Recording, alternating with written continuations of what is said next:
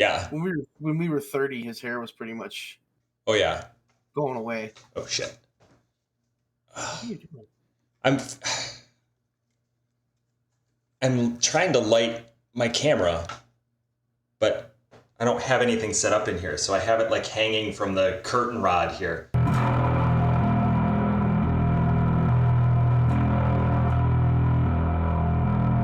Hello, everybody. Welcome. How you doing?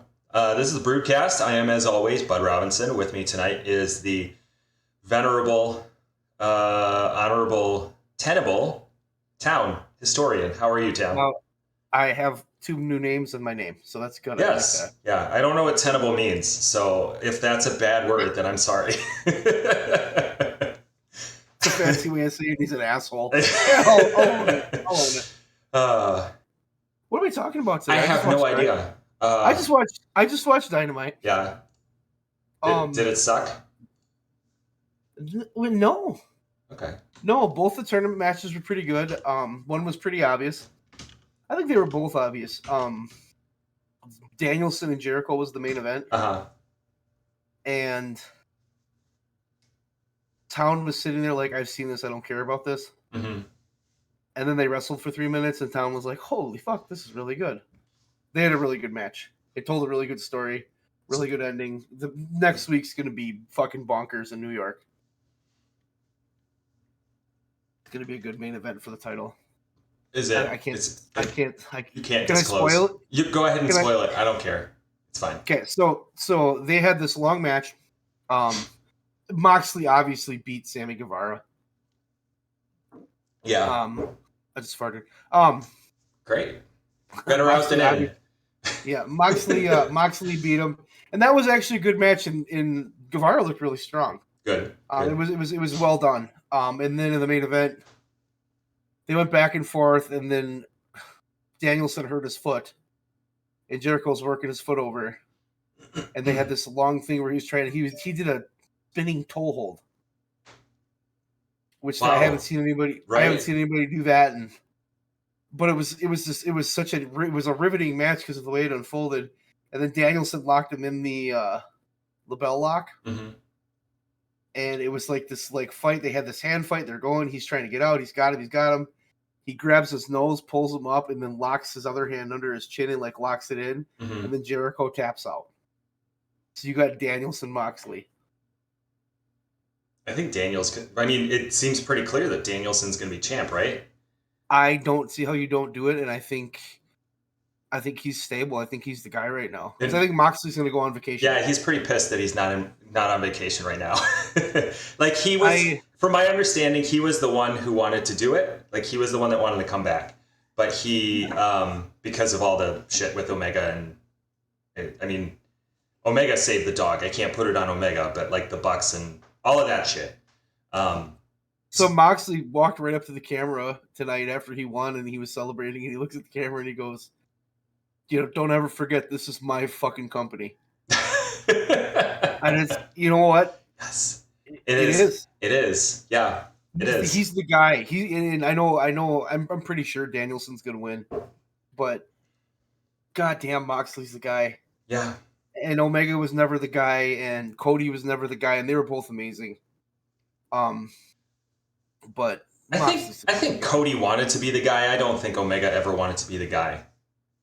I could be wrong, but Omega is just he knows he's good. He does well. But his focus is on good wrestling matches. Yeah. It's not about being the best. He doesn't have the same ability to take a microphone and get the crowd going like Moxley does. He's got a very, very distinct Japan, yes, Western style Japanese promo type. So in NJPW that kills, but it's sort of hit or miss in the States, I think. Yeah, I would agree with that. I don't think he's a bad promo. Mm-hmm. It's a different kind of promo. I just look at Moxley and I'm like, that has been the guy since day one. Yeah. And you can't argue it. He's just been the guy. And again, tonight he was pretty fucking amazing. The whole show was good.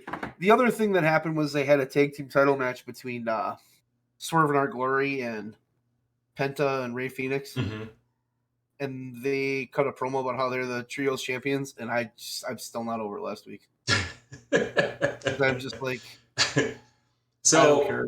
I'm just like, I don't care about you. Pac is now the first double champion in AEW, and I wonder if that's why they did it. I kind of feel like that's what it is. I'm thinking so. Like, I'm thinking so. They're trying to make him a bigger deal, which I totally get.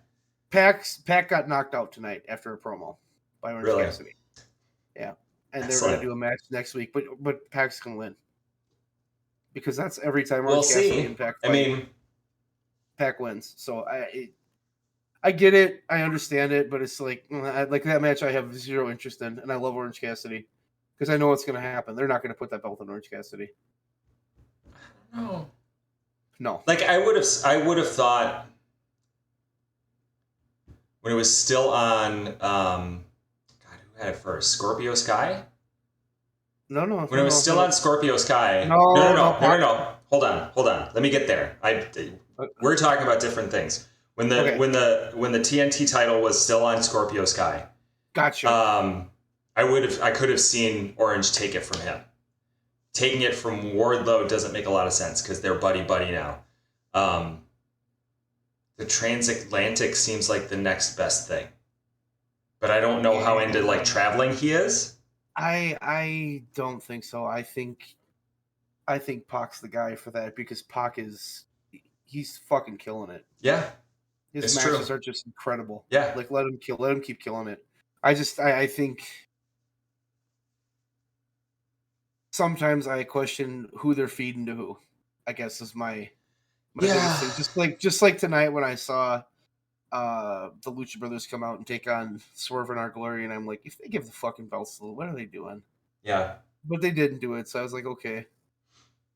Jungle Boy had a match with Jay Lethal. Okay. And Jay Lethal and his little crew got to cut a promo because it's what they do. We got to get them there 15 minutes per night. I don't. And they're not even bad. It's just like there is people on that roster that are more deserving than you, and you get this promo time every week, and it irks me.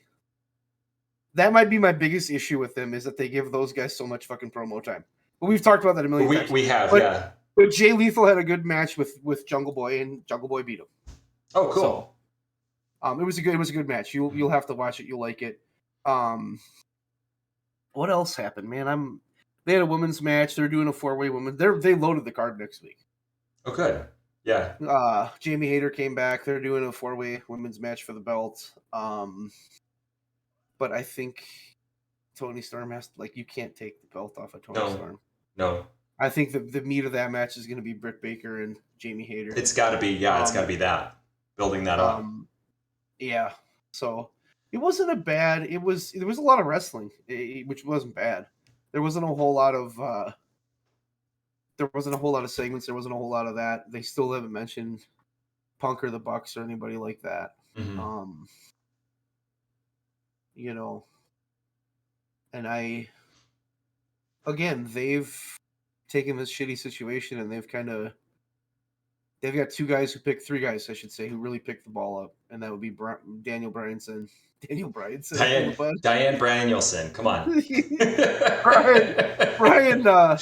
Bryan Danielson, Jericho, and Moxley. Yeah, they have. I mean, those 3 have, and they really have done a good job. Tony here is curious what they're going to do with Hangman Adam Page.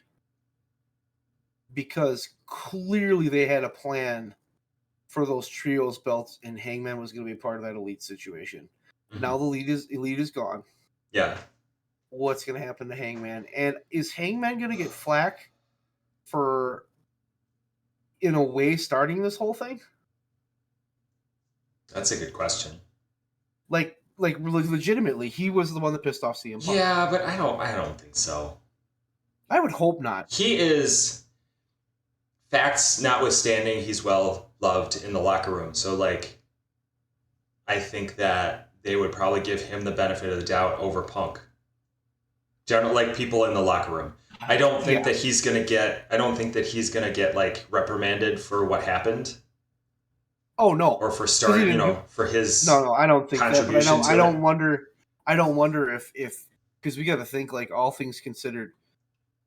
Right now, Tony Khan's playing a political game with 4 guys that are pissed at each other. And that's why I was thinking, that's when Brian fought Hangman last week. I was like, there's no way Hangman's winning this match. Because there's no fucking way they're going to put the belt on Hangman. Though you could argue they could have. Yeah. Because I don't think Hangman would be a bad. But I get what they're trying to do. But if you put the belt on Hangman, what's that saying to CM Punk? And I'm not sure they want to blow that bridge up. We don't know. Yeah. We don't know. Yeah. So I just that was the way I saw that. So, but I'm curious what they're going to do with him. It looks like they're doing more with Starks and Hobbs. Good. I would agree. That's a feud that we need, and it needs to be longer than that pay-per-view match. That match was fucking weird. I think that could be something that they come back to, like, time and again. Like, just like Austin Rock, just keep coming back to it, because I think both of them are going up, and I think both of them are. Bud, what? I just want you to know this. Yeah. I like Hobbs and I like Starks, but they're not going to make anywhere near as much money as Austin Rock did. I mean, that's not what I'm saying. Like, it's not all about the money, man. Gotta ground you a little bit. Well, I'm saying in content, not necessarily. And yeah, I get what they're both saying. Going up, and even if you look at like the first time The Rock and Austin faced off, they were not big names. They were some of the biggest. They were rising, and I think those two are rising as well. Yeah, I think as they get bigger, that feud is going to get even bigger, and much in the same way that they're doing with, at least I think they're doing with Jungle Boy and Luchasaurus. Yeah, that feud hasn't played out yet. I'm curious to see where that one's going to go. That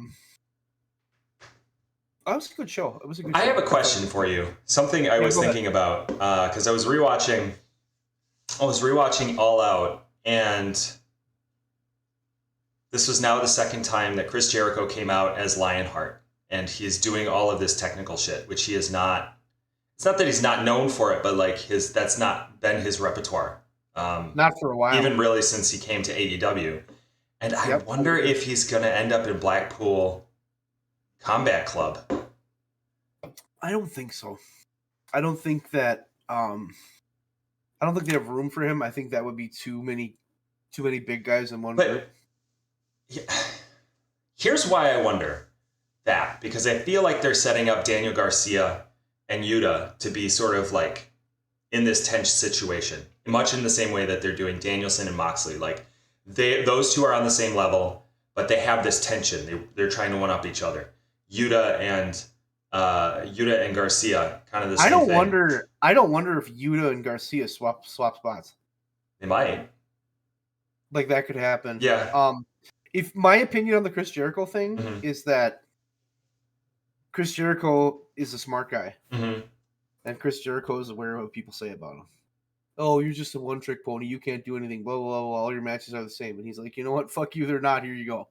Yeah. I think. I mean, he can still go. So like he brings out that repertoire, like the switching of the doing different like going back into his past and pulling out these alternate personas and then giving us that match, like a match that you would get like that. That's the thing that blows my mind is how many times has somebody said, what if we had, I don't know, 90s Austin versus Cena or KO or whatever. Like you can't have those dream matches because they weren't around at the same time. It's almost like Jericho's doing that. He's like, what if we saw Lionheart versus Bryan Danielson, and then he gave it to us? Like that's brilliant. Is Chris Jericho not like the coolest fucking person alive? Christ, yeah. He's got a metal band. He has had like 2 number 1 songs. He's been WWF champion. He's main evented WrestleMania. He was in WCW when Nitro was hot. He was in WWF. His debut is probably the greatest debut ever. Ever. So much they did it 3 times. Yeah, like it was incredible. Yeah. And like that first one he did was just holy fuck, was that well done? Right? Like he comes here and he just keeps reinventing himself, Mm-hmm. and he's always relevant. And sometimes you want to be like, well, he's just there because it makes a lot of money, but it's like, no, the guy's fantastic. Yeah. The guy's seriously fan. He's got to be. He's And making money he because does, he's still amazing. at everything he does. There's nothing that man's bad at. Mm-hmm. Like you look at The Rock and the shit The Rock's doing, but like Jericho did it all at the same time. You know what I mean? Yeah. So I don't know. I think he's got to be one of the coolest human beings alive. Just like straight up. I just look at I look at the JAS and I wonder about its longevity, and I think, how else do you disband that? It would be cool, I think, to disband that or maybe rebrand it by having Jericho come to the BCC, and then you have this tension between Chris Jericho and William Regal. But this is conjecture. I'm totally perhaps fan booking at this point. You're fan booking. Yeah, I am. That's okay. I won't judge you. I do it a lot. It's okay. You do fan book a lot. That is true. Yes. I don't know. I don't necessarily. I think that'd be too many. You'd have Bryan Danielson, Jon Moxley, Chris Jericho, Claudio, and Regal. I forgot about Claudio. Who in the fuck is legitimately going to feud with that? That's true. Yeah. No, that's a good point. That's a very good point. Because those are practically the top guys in that company. Mm-hmm. And now we're thinned out a little bit. We got to remember that we're thinned out at the top. Yeah. Because we're missing 4 guys that were main eventers. Yeah. So I don't think you do that. Yeah. Yeah. No, that's a good point. Whenever they come back, and I'm curious. I read a little bit about the suspensions today, and everybody except for those 4 is now back off suspension. Yeah. But it's not like Brandon Cutler's going to fucking do anything, or Nakazawa. Right. They're just going to hang out and do their own thing. Beyond Dark. Or Elevation. So I heard about, and we'll obviously should talk about this, the Young Bucks supposedly sent feelers out to WWE. Yeah. And that was a rumor. And they came right out and said that didn't happen. Mm-hmm. And then for Omega, I heard that he was talking to them before he came back from his injury. And I haven't heard confirmation on that one way or the other. I don't think the Young Bucks are going to leave AEW. No. I don't think Omega will. I don't know why he would, honestly. I could see Kenny Omega going to WWE for a fuck ton of money. For like a 1 to 2 year deal. And especially if Triple H is like, you come in here and you do your shit. And you have these big matches. There's like, let's be honest. There's some guys in WWE I'd love to watch Omega fight. Mm-hmm. Seth Rollins, Kevin Owens. I gotta think of more than that. Roman Reigns and Omega could be done well. Him and Cody in WWE could be interesting. Yeah. Shinsuke Nakamura. Oh my God. He's already fought him. But like AJ Styles, like you have all these guys, you have all these amazing matches that you could probably pull off with him. Mm-hmm. And I think Triple H is a wrestling fan who understands wrestling fans. Mm-hmm. And he understands what we want, and his product is better than it was. Mm-hmm. So I'm giving him props, and I'm just curious to see where it keeps going. We essentially watched that guy come into the WWF as like a low tier heel with a shitty gimmick, and you watched him level up. You saw his growth, and you saw the way he grabbed the ball and ran with it, and saw the way he understood the business. Because if he didn't understand the business, he never would have got to where he was. Yeah. Was he a political player? Hell yeah, he was. Mm-hmm. But like, he's at the top now, and he understands, like, I know how to climb. Just fucking listen to me, and I will help you. So that really, to me, I think he's the perfect guy there. I really do. Yeah, I'm excited for WWE, even if I'm not watching it all that. But I could see Omega going. I could see Omega doing. We discussed this, and we've discussed it on here and in private. The idea of like doing a super show or having some kind of cross talent situation. I know that AEW is much more open with their contracts than WWE is. I think it's perfectly possible that Omega could go to WWE, go to Triple H and say, I want to have a match with this guy. Like, if you put Omega in the ring with, let's say, Seth Rollins, that's going to make big fucking money, even if it's only one night. Even if they only do it one night and it's on the shittiest pay-per-view, it will make big money. Argument I have to that is Khan and Triple H are taking shots at each other. So it's not necessarily a friendly competition. There's a little bit of heat there. Now, is there a ton? No. Is it like Bischoff and Vince? No. But when Tony Khan says, I don't appreciate them running shows this weekend, which is kind of just like well, they can run a show whatever the fuck they want. Like, you could do that.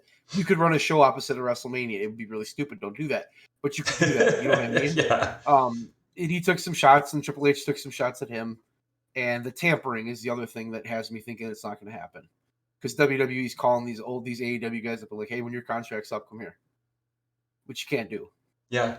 So that, I think, would put a damper on that, because I think that one might lead to a lawsuit. And I imagine that that's more about legal and not so much about, like, it's not a pride thing. Like, I think with Vince, it would be a pride thing. Like, stop fucking with my talent because it's my talent. But I think of like Tony Khan, he's been, in the past, he has said, I will happily work with WWE. They don't want to work with me, but I will happily work with them. He's said that, like, he's sent footage to them. He has sent AEW talent to other shows, not to WWE, but like to other shows. Like, I think he's more open to talent sharing. But the problem is when you start poaching shit, and how can you trust him? Yeah, that gets into legal shit. Like, that's legal. There legal action should be taken in that case. And I do think WWE's interaction with other promotions has always been, we're going to work with you, but we're going to do what the fuck we want. We're going to do it the way we want to fucking do it. You're going to shut up and do what we say. And if we want to take these people, we're going to take these people. That's how they've always done it. And yes. But that's not granted. That's Vince. That's Vince. But I don't know if that's going to change. I don't know that Stephanie and Trips are like. I mean, I don't think Triple H is like that. I can't speak to Stephanie, but I think that she's not going to. She's going to do what's better for the product, not what's better for their roster. This looks like a metal dildo. Isn't it? Is it not? No, my microphone. Just looking at it, like, what the fuck? No, I don't know. We'll see. I think right now there's too much clearfuffle, and I hope that's a great word. But also, I think,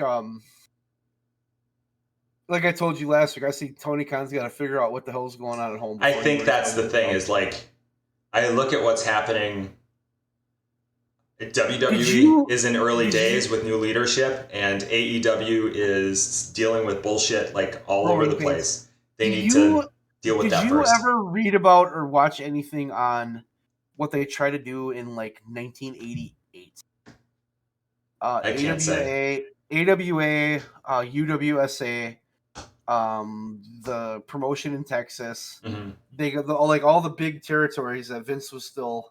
I believe Crockett was involved in it too. Crockett was involved in it too. They took all these guys. They came together, these promoters. We're going to cross promote a show. We're going to put it on pay-per-view to compete with Vince. Mm-hmm. And they brought this show together, and everybody was all gung ho and happy. Till it came time to book the show, and you'll never guess what happened. Well, my guys all have to win. When the fuck you, my guys have to win. When the fuck you, my guys have to win.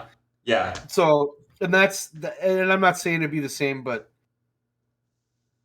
I think when you're in the same market, it gets a little tricky as opposed to being like with New Japan, different market. It's easier. It's always easier. And now Tony's going to send his guys over there, and they're going to win all those matches too. Like, that's what's that's what's going to happen. It's going to be just like it was here. Mostly AEW wrestlers won at that pay-per-view when they do the one, and they're doing it in January, I believe. Okay. And he's going to send his guys over there, and they're going to be part of that. And it's going to be like Forbidden Door Part 2. And I imagine that some AEW guys will win, but I'm pretty sure the New Japan guys will go over there. Yeah. Which makes perfect sense. I think that's one of those ones that, like, shit, that's good for everybody. Let's do that. That's good. Yeah. And I don't know if we'll ever get there. I don't know. Businesses are just shitty. That's kind of... And yeah. Welcome to America. It's wonderful. I guess I just have a lot of hope looking at the wrestling industry right now and seeing how I think the fact that we got like AEW and Impact and AEW and ROH and we got all of them to work together. Yeah. I think that was amazing. Yeah. Yeah. I just don't know. I just don't know how high that can climb. That is the thing. And that's entirely on Steph and Tripp's shoulders. And Tony, because Tony could easily say "fuck you." He could. Yes, he could. We don't know. I don't know that he would. I'm curious to actually see like the growth right now that matters to me for AEW's success is Tony Khan. He's the most important thing they have right now because he's got to figure out. He is. What am I doing? How do I fix this? How do I not let this happen again? Like that. If I'm him, I'm sitting there like reflecting, like, okay, the next time I'm sitting in a media scrum and this happens, what the fuck do I do? Yeah. Because he just looked like he didn't have he looked like he wasn't in control at all. You know, and I watched that thing back again the other day, and those quips by Punk were kind of fucking hilarious. Like, he had some good ones. He really did. But again, how are you gonna? Is he coming back? Is he not coming back? Are you gonna fire him? Are you not gonna fire him? Are you gonna fire the Young Bucks? Like, I think are you gonna take away their EVP role?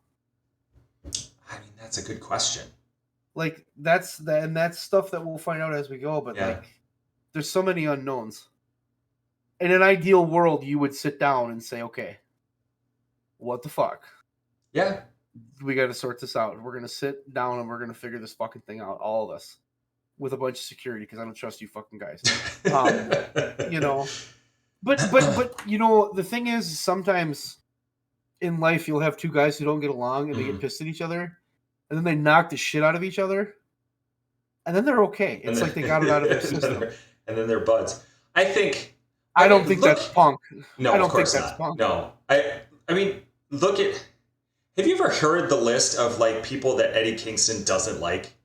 It's ridiculous. Yeah. It's so many people, but he still works with him. Because it's just like, for the most part, we are in this business. This is how the business is. I don't have to like you. We just have to put on a good fucking match. Like, that's all that matters. He gets that. I think the Bucks and Omega get that to an extent. I don't know that Punk does. I think Punk can be more petty than the other guys are. I always have gotten a vibe from, and I have stood up for the Bucks on this podcast many a time. Yeah. When Leon knocks him because he hates the Bucks. Yeah. Fucker. I love them. They're great. They, to me, have always felt like, especially in AEW, we're going to handpick who we want to work with. We want to work with these guys. We want to work with these guys. We want to have the best match we can. Yeah, I could see that. But I also feel like, and this is very much mid-90s Click, I want to help my friends. I've gotten that vibe from them, and I've gotten that vibe from Kenny Omega. They're more willing to go to work and help their friends, which is totally fine. Are they? I'm not comparing them to the Click at all. I'm not saying they're that bad. I think I can't speak to the Bucks because my knowledge of them pretty much starts and ends with their time in AEW.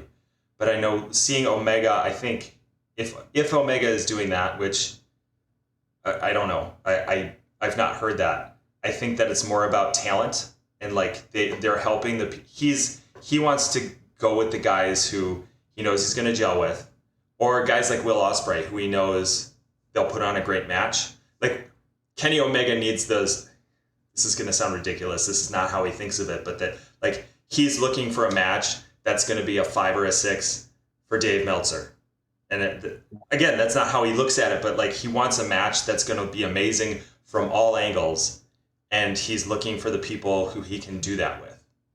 Yeah, but realistically, you're going to be more likely to work with your friends no matter who you are. Yeah. Steve Austin that's true. Same shit, So that's one I've heard, but I see that a little more with the Young Bucks. Yeah, I can see that. With Omega, But even then, who fucking cares? You know, if it works, it works. I don't know. I've softened my stance on everything that happened, and I'm kind of sitting here just like, it was so emotional and raw last week, Yes. Yeah. and everybody was just like, Leon was amped, but you and Leon were on completely different sides of the spectrum. Yes, we You were ripping Punk, and he was just shaking his head like, "What the fuck?" And I'm in the middle like, "Get rid of them all, fuck them all, get rid of them all." I don't. Which I'm not totally opposed to, if I'm entirely honest. Like I'm not either. But I think it's not going to happen. Yeah. No, I think they're going to keep them all. Yeah. I think they're going to keep Ace Steel too. Yeah. Even though he bit Kenny, can't wait till the dark side of the ring on this one. It's gonna be fucking amazing. But and then Kenny, and then Ace Steel is eating Kenny Omega. I think I do think you can keep them all. I think that's what's gonna happen. I think if I'm Tony Khan and I'm sitting here and this is bad, it's terrible. But if I can get these guys to just coexist, and I can get them on there, and I can do a fucking CM Punk Kenny Omega match, I am making. I can see the money in that. Yep. They don't, from a stylistic point of view, I don't think they gel. Kenny Omega can work with anybody. That's true. Yes. And Punk's good enough to know what he can do, and I think as pissed off as they are at each other, this blew up. And those guys are all smart enough to know, ching, if we can pull this off the right way. So, and then much as, and Punk likes using real life shit. Yeah. So part of me thinks that they have some shit to sort out before they get there. But I do think Punk has value to the company still. The only way he wouldn't is if he's gonna fucking get hurt every time he gets touched. Yeah. But even then, like he can still coach. He can still have him build up a stable. Have him there's a lot of things he could do. Then another thing would be a fucking grudge match between Hangman Adam Page and CM Punk, where Hangman actually beat Punk. Yeah. And had to get his respect. Like, dude, there's a fucking story. Like, there's a big story there. Do we get there? I don't know. I personally think that nobody's getting fired. No. I'll be stunned. And I listened to Jim Cornette. And he's such a he fucking wants it to be 1987. Yeah, he does. You can't have these guys on TV. They're too small. They're vanilla. I hear that word every fucking 5 seconds out of him. And they're like, you have no concept of what this product is or what people want to see these days. No, he doesn't. And he hates CM Punk, but after that fight, he was all about CM Punk. But he, he runs his fucking mouth on it. But even he kind of said that in the past, if you had a fight like this, nobody would have fucking known about it. Yeah. Because there was no internet. There was no nothing. Like, you wouldn't have known. He's like, do you know how many fights like that we had? We had a ton. We had them all the time. But we just got through it, and you learned to work together. And if you didn't learn to work together, you had to get fucking fired. Yeah. Which is what I think we're in this age of social media where everybody's leaking shit and saying what happened, and everybody's just like instant opinions on it. So, like, last week, we gave an instant opinion, and we were fucking emotionally attached to it. Yeah. Yeah, we were all that's a good point. We were all amped up, and now it's like we're 2 weeks out, and I'm more like, you can't really fire any of those guys. No. Like, how the fuck would you justify it? No, you're right. Because if you fire CM Punk, he's going to sue you. If you fire Kenny Omega, he's going to sue you. If you fire the Young Bucks, you're going to get sued. Yeah. If you fire Ace Steel, he's going to sue you because he's going to be like, dude, my wife was in that room with a broken leg, and they're having a fucking fight. I went in there to save her life. She was in danger. And I would have done the same fucking thing. Like, I would have been in there. I don't necessarily have known if it would have bit Kenny Omega, but that's like, if it was one of those deals where the shit's going down and your wife's in there, or your significant other, whatever, it's just like, fuck, man, I'm going to be in there doing what I got to do. Yeah. So like I understand Ace Steel, and he even, from what I've heard, he said like I went into rage mode because I was fucking, you know, I was worried about her because she's got a broken foot and all this shit's going on. Like, what do you do? And Punk's your good friend, and Punk got you that. Like, there's a lot of levels to that. So I don't think you even fired him.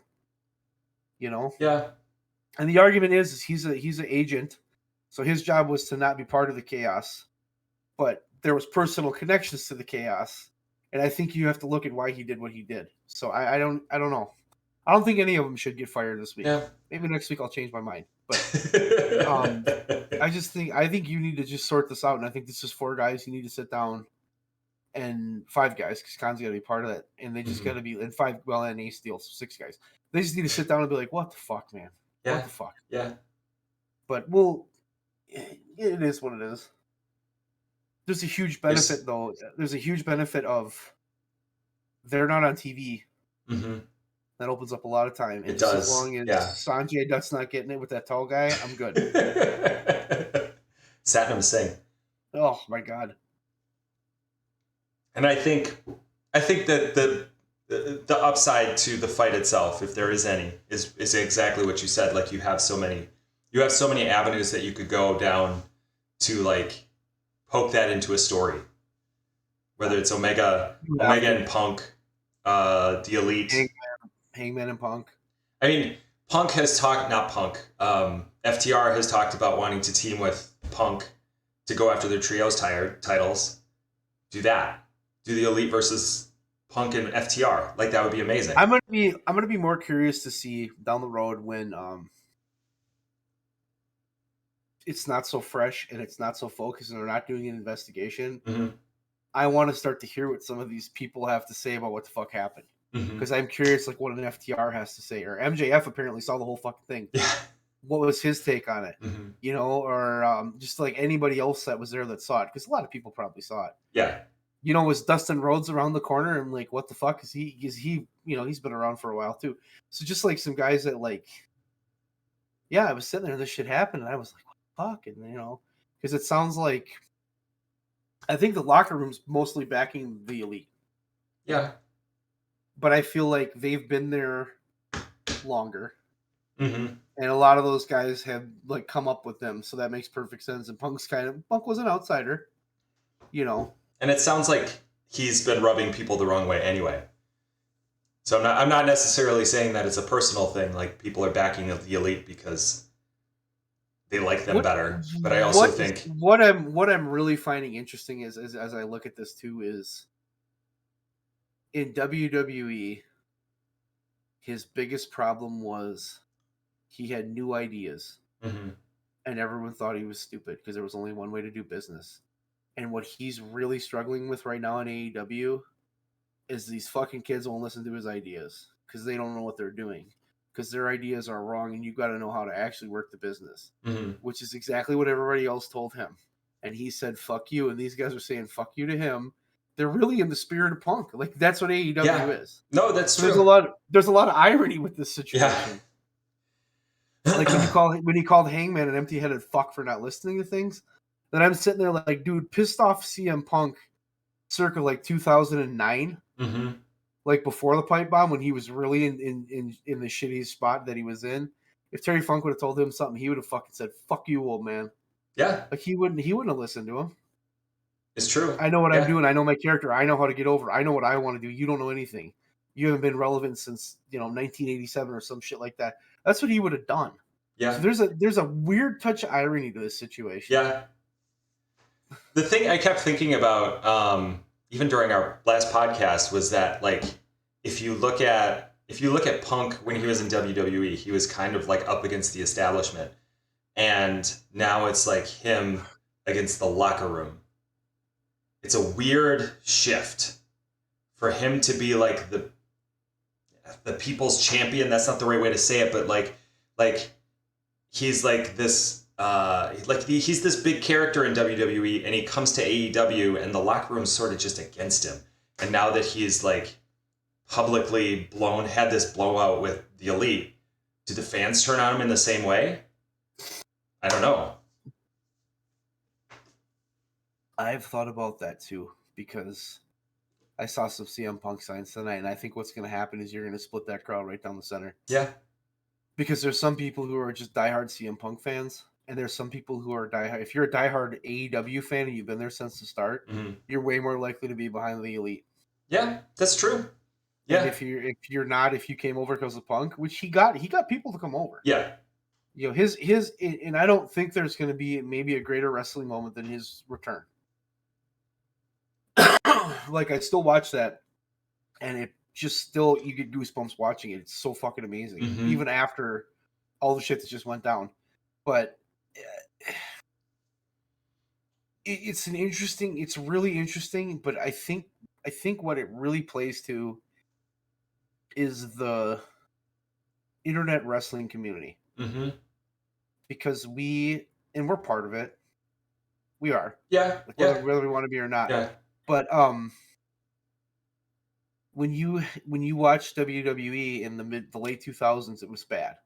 In the early 2000s, there, and even it was really bad. Yeah. It was all Cena and it was all Orton, and they kept telling you how great they were, and everybody wanted Punk, and the crowd's loud for him, and he kind of became the underdog and the guy that they were never going to give a shot to. Then he got a shot, just like Bryan Danielson. They forced their hand with that, and they kind of did the same thing with CM Punk, and the pipe bomb just set that off. But that was our guy, right? Yeah.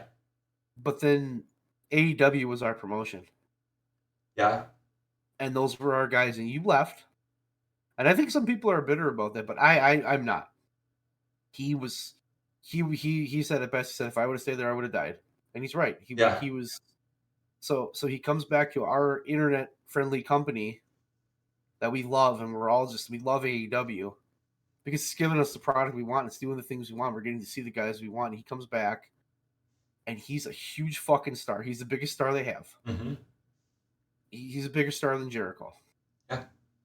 And he's a bigger star than Moxley. Like, he's a huge fucking star. He's the guy. So he comes back, and he's prickly to begin with. He's a prickly person, which is just me being nice saying prickly. It's the word I like today.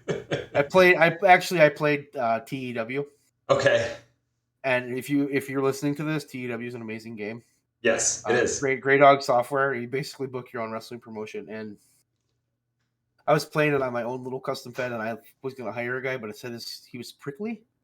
That was his personality type, so I was like, yeah, I'm just going to stay. But he's a prickly guy, and he comes in there, and Tony Khan's been all about Hangman and the Elite and this and that, and Cody and Moxley, and all of a sudden he has this new toy who the first night in pops him this huge fucking rating and becomes the biggest thing in wrestling. And suddenly Tony's enamored with this guy, and Tony's not giving you the attention he used to give you, and this guy's kind of getting to carve up what he wants to do, which he has every fucking right to do. Punk is a fucking star. Like, he's a star. You can't deny it. He's earned that. He comes in, hey, this is what I want to do. Okay, cool, let's do it. But his vision isn't exactly the same as yours and all this shit, and he's rubbing the locker room the wrong way because he's prickly, and he's getting his way, and he's got his own way of doing business, and everybody else is doing it a different way. Like, you can see how this happened. Yeah. And I think the response is either going to be, it's nobody's really in the middle. It's either you love him or hate him right now. I feel like I'm in the middle, but like nobody else is in the middle. Very unique. But every time you hear his theme music, it makes you pop. Yeah. I mean, it works. So, but I just, it's such an interesting. It's the actual psychological piece of the wrestling fan. Just fucking boggles my mind. Like, I have always thought in my head, like, if you had a university class about the history of wrestling and the psychology of how it unfolded, like, if you went from wrestling just from, like, 1985 to now and how it unfolded and how it grew, that would be fucking super interesting because a lot of really weird shit happened. It sure did, didn't it? And it's like, it's this stupid thing that we watch where guys wear underwear and pretend to fight. But at the same time, there's like all this drama and all this crazy shit that happened, and like there's all these urban legends and all this shit, and the most interesting piece of it isn't that, it's the fans. It's the fucking fans, because like we have such ebb and flow. Hulkamania comes out and we're just drooling all over ourselves to watch Hulk Hogan. And that's all we want. And then some of us are, the small, maybe like 20% of the wrestling fans like, well, he can't fucking wrestle. We love Ric Flair. So you already have this little gap. And then in the 90s, everybody suddenly, the early 90s, it's like, we're fucking sick of Hulk Hogan. He's boring. We don't want him anymore. So he leaves, and then we get Bret Hart and Shawn Michaels, and we're like, these are the greatest wrestlers ever. Well, then Hogan goes back to WCW and turns heel, and it's like, now we love fucking Hulk Hogan. That's the coolest thing we've ever seen. And it's like we're never happy, and we get behind something. But then once the company really gets behind it, like do you remember when John Cena first turned face and won the belt? Yeah. He was Austin. Yeah. He was fucking Austin. Yeah. And it took him about 9 months, and everybody was like, fuck this guy. That's true. It's and the true, same thing, it happened to Hogan. It happened to Hart. Mm-hmm. That's why he turned on him. It happened to The Rock. Mm-hmm. It happened to Hogan again in WCW. It happened to NWO. They're the greatest thing ever. Now it's just like, fucking whatever. Who cares? Stupid. Who gives a shit at this point? You know what I mean? The only guy it didn't happen to was Austin, because he wasn't there long enough. And seriously, I like that. No, that's reason. A good point. That's an interesting. That's a really interesting point, because then you also have these like pockets of fans. If you look at other sports, you have people from Wisconsin like Green Bay, people from New York like the Knicks. Like there are these pockets of people who like certain teams or whatever, or certain boxers or certain whatever. But like when you think of wrestling, you have these pockets of fans who like they love Bryan Danielson, but then once the shine wears off, there's a chunk that go to the next shiny thing, but then there's also this chunk that's like, yes, I still love fucking Bryan Danielson, and if he goes somewhere else, I'm going to watch that. It's almost like I watched an interview, and this is going to be a really weird connection, but I'm doing it anyways. Okay. I watched an interview with James Hetfield of Metallica and Kirk Hammett, and they were talking about the And Justice for All album, which they released in like 88, right after Cliff Burton died, their bassist. And they had a music video. And they're walking down the street, and all of a sudden these fans come up and they start spitting on them. You fucking traitors, you made a music video. And James Hetfield goes, he's like, it's like this. They love you when you're their little band, they can keep you in their pocket. Mm-hmm. But then when you get out there, they're tired of you. Yeah. And he said it's a very small percentage of the fans, he says, but that's what happens. That's what happens in wrestling all the fucking time. Yeah. Because you see a guy succeed, he gets there, he gets to the top, you're all excited, and then it's like, well, I'm tired of him. And we're fucking cynical. Like I think that's that's probably been Vince McMahon's biggest problem. And he took with Roman Reigns, he basically said, fuck you, this is the guy, you're gonna deal with it. And we shit all over it. Yeah. So it's just all these guys, they tried. I mean, or look at Lex Luger in '94. Mm-hmm. They came out and they pushed him, and then it was just like the crowd's just like, oh my, this is not fucking working for us, and we're fickle. When he came out and body slammed Yokozuna, everybody was like, fuck yeah, dude, Lex Luger's sweet. And then like 2-3 weeks later, when you learned a little more about his gimmick and saw his Lex Express bus, you're just like, bus. This is fucking stupid. I don't like this guy. So I don't even think it's. And I know Vince gets so just rattled for not listening to fans, but sometimes, like, if you stop and look at it, how the fuck do you listen to the fans? Yeah. There's no way to do it. It's really fucking hard. Yeah. And you're, they're behind this guy. Let's give this guy this. And then that guy wins something. And he's like, oh, fuck him. Now we don't like him. And I almost think that's what happened with Zack Ryder in a way. Because he won that U.S. belt, and then it was like they had him go out there and wrestle, and I don't think he got the reaction they thought he was going to get. And they were like, "What the fuck do we do now? We had a belt on the guy we didn't really want it on." Yeah. So I think that we're very fickle. Mm-hmm. Like we try not to be, but like there's certain guys you watch and you're like, okay, I can handle him, and then it's like, fuck it, I hate him. I remember when Randy Orton joined the Evolution.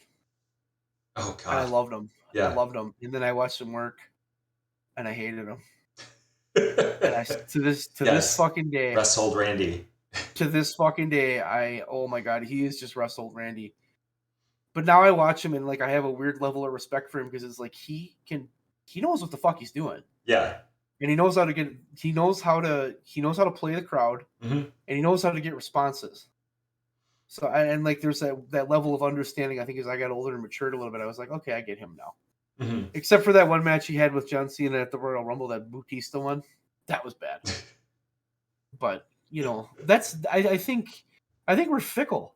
Yeah. We wanted Punk back, and we got Punk back. But now we're mad at Punk because of what he did. But we're not mad at the Young Bucks or Omega. So it's just it's weird. Well, some people are mad at the Young Bucks and Omega. We're very fucking fickle. We're very fucking fickle. And it's weird because it's, like you said, it's not everybody that does it, but it's a large majority that do. Mm-hmm. That are kind of like, well, fuck that guy. You know? And John Cena's a perfect example. Just popping, going fucking crazy for the guy, boom, boom, boom, boom, boom, and then all of a sudden it's like, dude, this guy sucks. Fucking boo him. and you know, what do? You know? So, and same thing with Hogan, dude. Hogan was like he was arguably the greatest babyface of all time. Yeah. I can't think of anybody like Ricky Steamboat was a really good babyface, and you could have never turned Ricky Steamboat heel. It wouldn't have worked. Mm-hmm. But he wasn't as big a babyface as Hulk Hogan. Like Hulk Hogan was when I say babyface, you just think of Hulk Hogan, train, say your prayers, eat your vitamins, all that. Shoot your testosterone into your butt cheeks, all that. But we turned on him. Yeah. And part of that was we got a little older and we got tired of his shtick. But like, if I'm a promoter, how long do I put like? And that's the thing too. Is like, when do I know when to cut this off? Because I don't want to cut Hulk Hogan off early because then I'm missing out on all this money. You know what I mean? And we're so fucking fickle, bud. We're fickle. And we're more fickle now because I can go on the internet and read anything I want.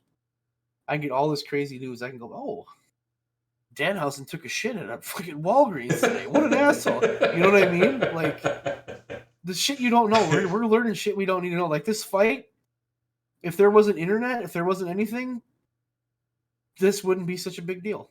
Yeah. I think it would have kind of blown over a little bit. But because it's so involved and because it was in the middle of a scrum and all that shit happened. Yeah. Yeah. I don't know. We've gone over the scrum and all that stuff like a million times. I just think that I am loath to agree with Jim Cornette.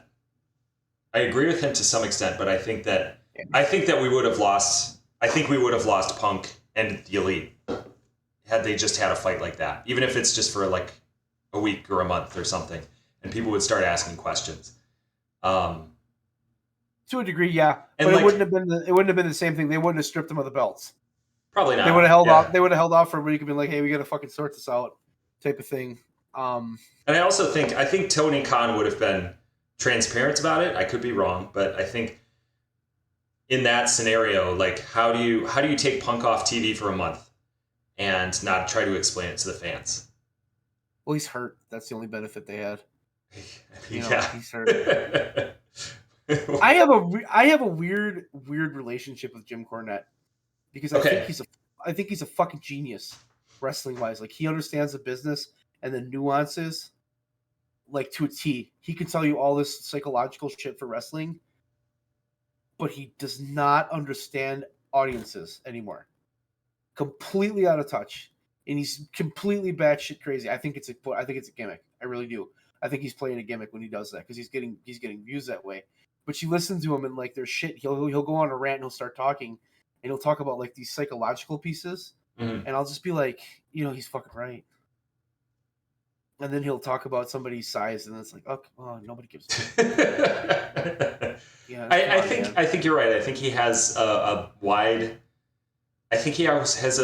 breadth of knowledge about the industry because he's been doing it for so long. He's been in so many different companies. He's seen so many guys go through it, but at the same time, he just has some really backward, really crazy ideas about wrestling. And I think you're right. I think I've actually heard before that there are wrestlers who look at him and go, you know, from the past who knew him, and they're just like, he found his niche of people who are a certain way, who are conservative, and it's his gimmick now. Like, he's just decided that this gimmick works, and so he's going to run with it. He is the kind of guy who's going to live his gimmick.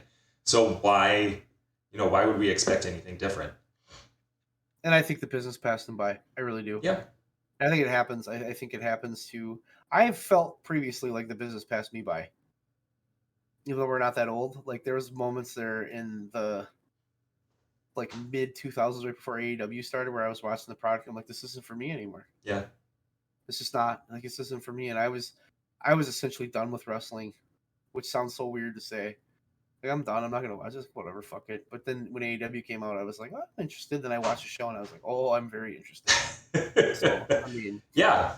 But Cornette's, I have a weird relationship with him because I listen to him talk. I listen to Bruce Pritchard, and he's got a really good podcast. But with Bruce Pritchard, I'm always like, this guy's just so full of shit.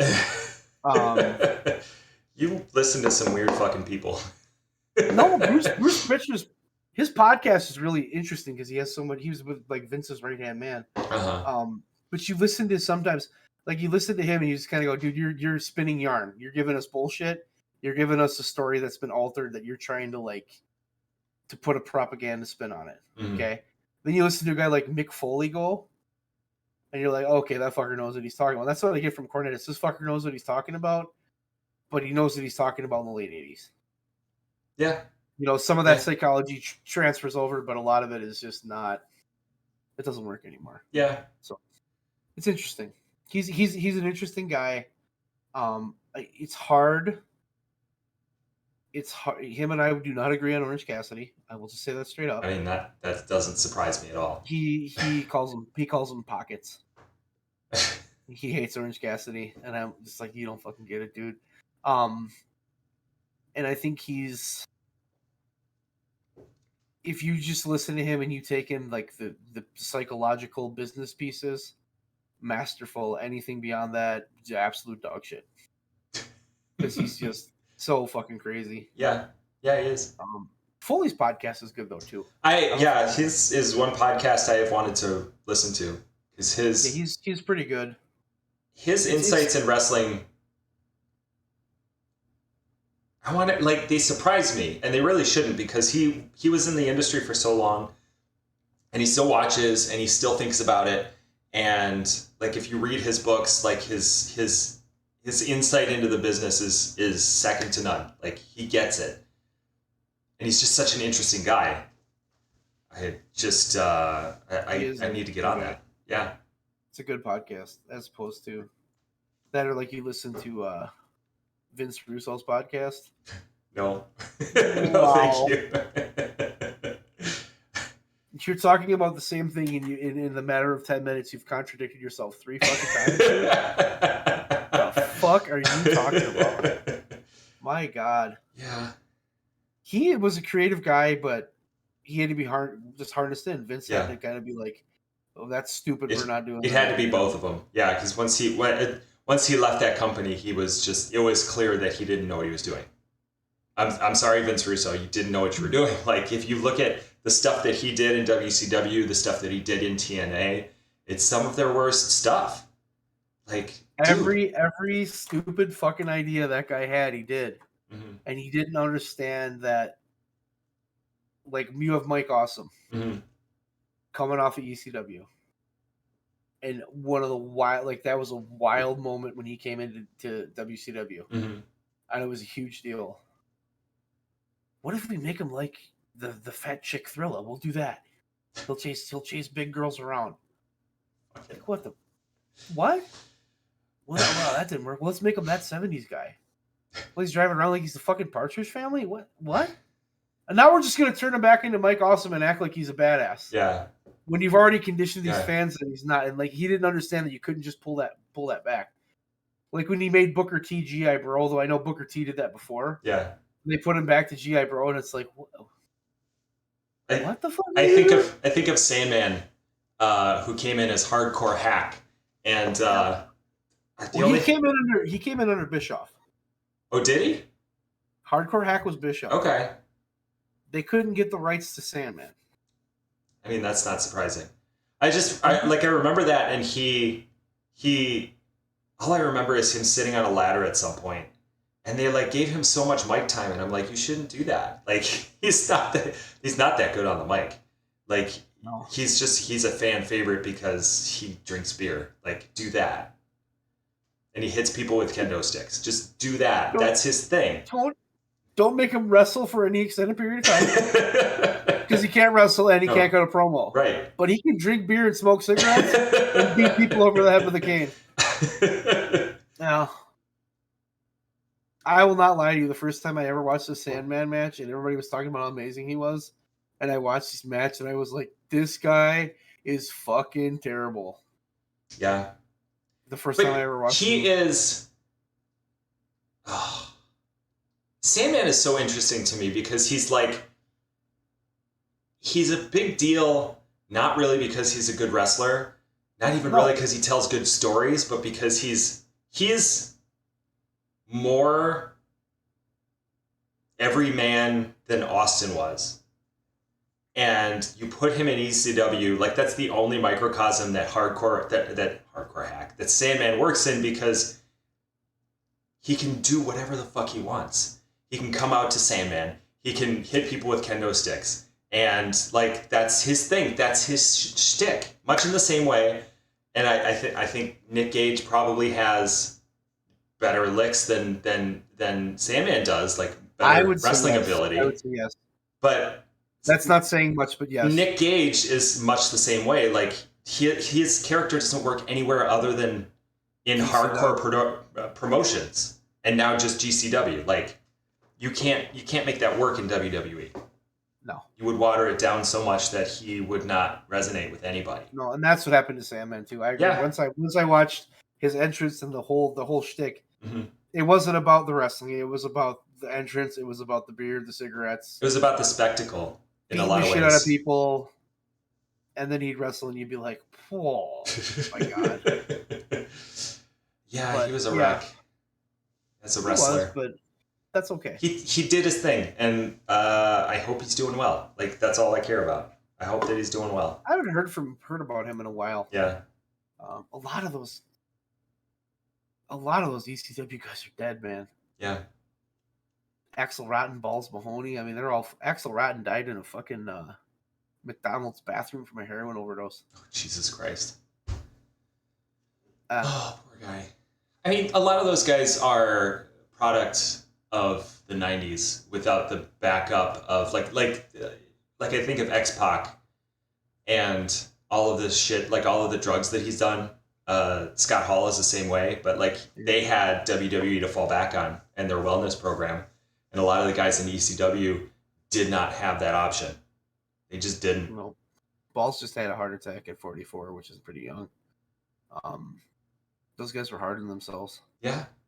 So like if you think about it, if I'm hurting and I got some painkillers, and that's great. Well, now I don't have painkillers. What the hell am I going to do? Well, I'm going to try to smoke a joint. Well, that ain't doing much for me. Talk to somebody. You know, my dealer, because back then you could only get pot from a dealer. Mm-hmm. Well, you can hook you up with some heroin. That'll help you out. Well, I do heroin. Well, suddenly I don't fucking hurt. It's the same thing that happened to Kurt Cobain. And you just start taking more and more. And next thing you know, well, you're in a McDonald's bathroom dead. So, and that's really, it's a pandemic in this country, but we ignore it. Epidemic probably be the correct word, an epidemic. Yeah. But, yeah, that's hard. That's hard. They were hard on their bodies. They did some amazing stuff, though. I'm surprised Sabu's alive. Right. God, that guy is so, like, he's so messed up. Oh, like, his body is just destroyed. It's amazing that he's even walking. Oh. Yeah, and he'll never, I mean, some of those guys, it's like Dynamite Kid at the end. Mm-hmm. He was in a wheelchair. He just couldn't move. Yeah. Couldn't walk. Like, I guess his last WWF match, he couldn't do anything. Mm-hmm. His neck was broken, and he just kind of sat on the corner, and Davey Boy had to do all the shit. You know, and you just sit there, and it's like, God. And I'm glad those days are done, because they're not doing that anymore. They're taking care of these guys a lot better. And they're not doing it because they're being good. They're doing it because they don't want to get sued. Mm-hmm. And because it's a publicity nightmare. So that's really, really fucked. But yeah, this That's a happy podcast note. got real somber real quick. It's a really happy note. Gotta We give weren't it- as emotional this week, and we weren't as rowdy this week. That's true. Yeah. We had I think we're at terms with what's going on, and there's Should- a lot of good shit going on. Should we pick an argument to give the people what they want? Just you and I arguing about Yeah. something. Do you think what Kenny do we got? Omega should have saved Larry the dog? I think Kenny Omega should have peed on Larry the dog as a statement of dominance. That would have just added a whole other layer. Fucking been like, I hit that motherfucker because he pissed on my dog. That I wish you would have. It doesn't sound like a Kenny Omega thing to do, but if somebody tried to pee on my dog, I would hit them too, though. I mean that's yeah. You would do the same thing. So it would be justified. And then they'd have to fucking talk about that in the investigation. Kenny, why did you pee on the dog? I'm just making a point. I can too manage a target. CM Punk kept talking about leaks. I had to go. Oh, fuck. Oh, my God. It's funny. It's a little funnier now than it was last week. It is. It's, yeah. Now that I've, the internet has gotten a hold of that, like the number of times that the Elite has gotten chairs thrown at them, that's a lot. Like, is that just like their go-to? I don't understand. So. It's very strange. I think so. Throw a fucking chair at them. Why? I don't know. Fucking guys, hit him with a chair. They look like the kind of guys who should get hit in the face with a chair. Throw a chair at them. It does sound like CM Punk punched the shit out of one of the Jackson boys.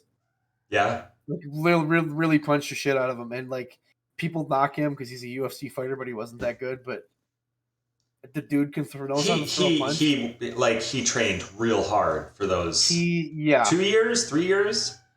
Like you watch some of those videos of him training. He started training. He started training when he was in WWE. He started doing jiu-jitsu with Renner Gracie, I believe it was. And so he was doing all of that. So then he got hooked up with Duke Rufus, who's in Milwaukee. Mm-hmm. I toured that facility once. That place is fucking cool. He hooked up with Duke Rufus, and then he started to train for shit while he was still in WWE. And then when he quit, he just kept doing it. So he was like full on MMA training, but wasn't going to fight.